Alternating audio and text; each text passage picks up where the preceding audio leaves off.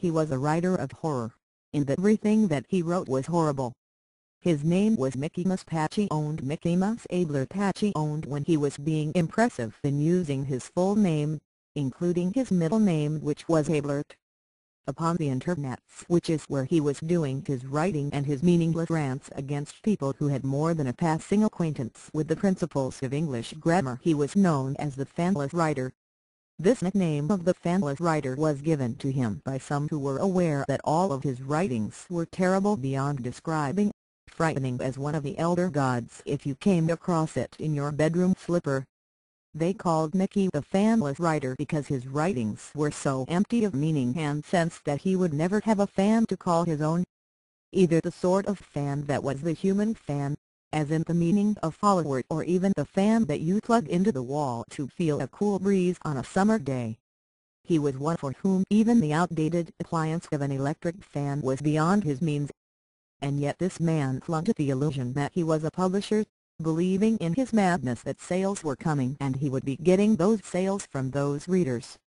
But nothing he tried was of avail because he had not grasped the simple fact that writing needed to be about something, and that stories had to have a beginning and a middle and an end, and that something interesting did need to be occurring in those stories if any human being was to enjoy reading them. One night Mickey, or Abler as he was sometimes called, was writing a story about how some people had hit him or stabbed him or given him dirty looks when he did walk through town.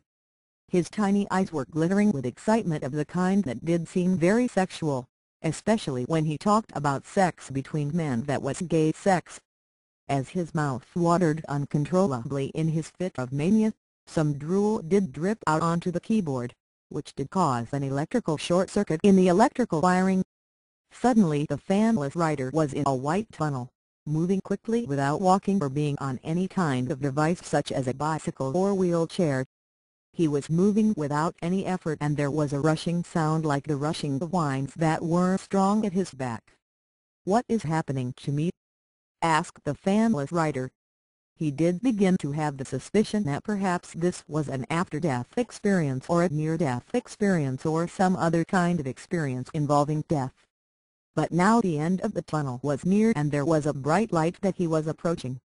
The tall, lean figure stepped out from the light, and the Fanless Writer shielded his eyes. "Mickey?" asked the figure, in a dry New England accent.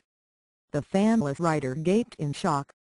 "Apparently you were expecting your best friend Jesus," said the writer, for now it was clear to Patchy found that this was second best to the deity he worshipped, the writer whose work he worshipped above all. H.P. Lovecraft. "Mr. Lovecraft?"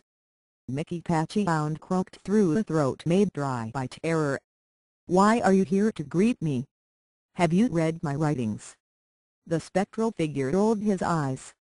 "Sadly, yes. And son, I am disappointed.